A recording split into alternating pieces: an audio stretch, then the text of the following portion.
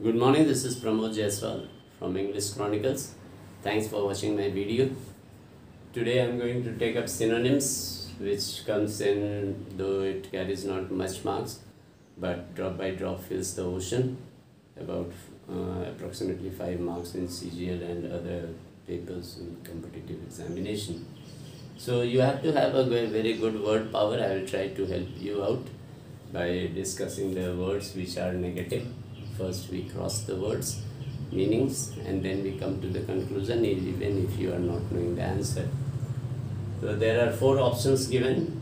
Synonyms means same meaning, and antonym means opposite meaning. Here we have selected the question paper of, this is of latest 2019 question paper.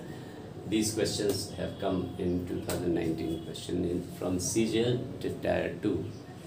Estimate. So believe, obviously believe means to विश्वास करना, ये तो नहीं होगा believe. Discovered जो चीज़, जैसे Columbus discovered America, ये भी नहीं होगा. Solve, you solve a problem. तो estimate माने नहीं होता है. Estimate माने आप presume करते हैं, एक अंदाज लगाते हैं, assess करते हैं. तो ये होगा इसका आंसर assess, कि किसी चीज़ का अनुमान लगाना, तो वो एस्टिमेशन हुआ. रिलक्टेंट का मतलब होता है स्टडी, माने स्लो एंड स्टडी विंस, एक गति से चलने वाला है उसको स्टडी कहते हैं. रिलक्टेंट से कोई मतलब नहीं है. एफ्रेड माने डर होता है, डर से भी कोई मतलब नहीं है. प्लीज्ड खुश होना, प्लीज्ड से भी इससे कोई मतलब नहीं. रिलक्टेंट मतलब होता है unwilling. He was reluctant to attend the ceremony. He was reluctant to, despite his several request, still he was reluctant to attend the marriage ceremony. So this is the correct answer. आइए, motive आपका क्या motive है, ऐसे कार्य करने का आपका motive क्या है. चांस मतलब आपको अपॉर्चुनिटी मिला है, ये नहीं होगा. बेनिफिट कुछ फ़ायदा, इसमें यूटिलिटी कोई चीज़ आप यूटिलाइज करते हैं, इस्तेमाल करते हैं, यूज़ करते हैं, उससे यूटिलिटी होता है. मोटिव आपका रीज़न क्या है इस कार्य में, आपका ये जो प्लानिंग है इसका मोटिव क्या है, इसका रीज़न क्या है, तो ये आपको रीज़न आता है. अब आता है ये एफिशिएंसी. किसी चीज़ की एफिशिएंसी क्या होती है, तो डिसेबिलिटी माने वो काम नहीं कर पाता है, डिसेबिलिटी तो नहीं होगा. फ्लुएंसी इन इंग्लिश बोलने में बहुत फ्लुएंट है, तो एफिशिएंसी और फ्लुएंसी में तो तालमेल नहीं है. टेंडेंसी, आपका इंटेंशन क्या है किसी चीज़ में, आपका tendency, your tendency is to go against his proposal, तो वो एफिशिएंसी का मतलब होता है काबिलियत. तो काबिलियत का मतलब कैपेबिलिटी होता है. काबिलियत, केपेबल से वर्ड बना है काबिलियत. हाँ, he is capable of doing any work, तो उसे काबिलियत. और एसेस वर्ड से कई वर्ड हमने वर्ड्स ऑफन कंफ्यूज में दिया है. ASSESS, एसेस होता है, एक्सेस होता है, EXCE एक्सेस होता है, एक्सेस होता है, ACCESS एक्सेस होता है, इजी अप्रोच होता है.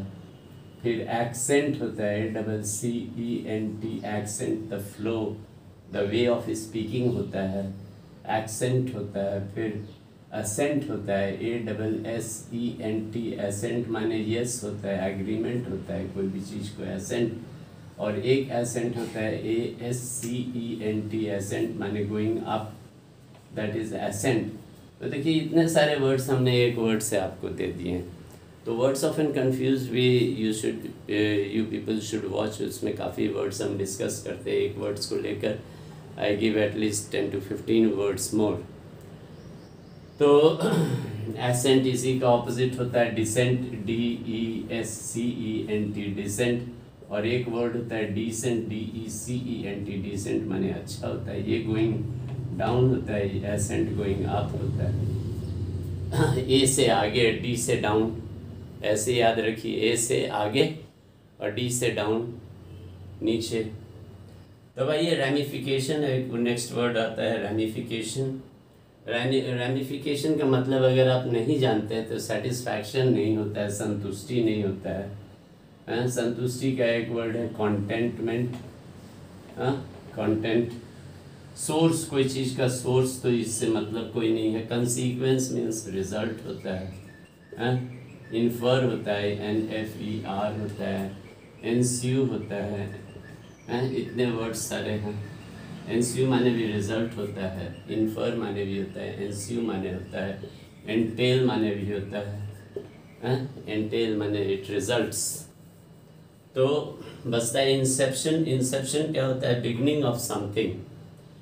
इंसेप्शन का मतलब होता है कि बिगनिंग ऑफ समथिंग, किसी चीज़ का क्रिएशन या बिगनिंग ऑफ समथिंग होता है, रेमिफिकेशन। तो इसका कंसीक्वेंस, इसका रेमिफिकेशन का मतलब यही होता है रिजल्ट। किसी चीज़ का कंसीक्वेंस क्या है, रिजल्ट क्या है, बिगनिंग नहीं है इसका। तो इस वजह से हमने इतने सारे वर्ड्स दिए हैं इसमें। कंसीक्वेंस मतलब ramification is the what is the result, what is the consequence of doing something. अब ये लास्ट वर्ड हम लोग कर रहे हैं, रिवाइव। रिवाइव करना, रिव्यू और रिवाइव से कोई मतलब नहीं। रिव्यू जैसे आपने नॉवेल पढ़ा, ख़त्म कर दिया, तो आप उसका एक ब्रीफ में एक समरी लिखिए, एक रिव्यू दीजिए, उसको रिव्यू करते हैं। डिप्रेशन में आदमी आ जाता है, फेल हो गया या कुछ हो गया तो one gets goes in depression, depressed हो गया। डैमेज मतलब डिस्ट्रक्शन होता है, डिस्ट्रक्शन भी नहीं होगा। रीस्टोर माने फिर से वापस उसी जगह आना, to come back in the at the same place जहाँ थे पहले जैसे थे। तो ये रिवाइव वही चीज़ होता है, रिस्टोर। तो आइए, we have discussed in very brief, I have discussed a lot of words, at least 24 words तो यही दिया हुआ है, एंड उसके अलावा 10-12 वर्ड्स और इसी तरीके से use continuously you watch my videos, you will be getting lot of things for your benefit. अगर पसंद आता है तो लाइक कीजिए and share among your friends, and please subscribe to my channel. It will be provoking for me, and कुछ दिक्कत होती है तो कंटेंट में आप लिखिए कमेंट में, I will definitely respond to you. Thank you, have a nice time.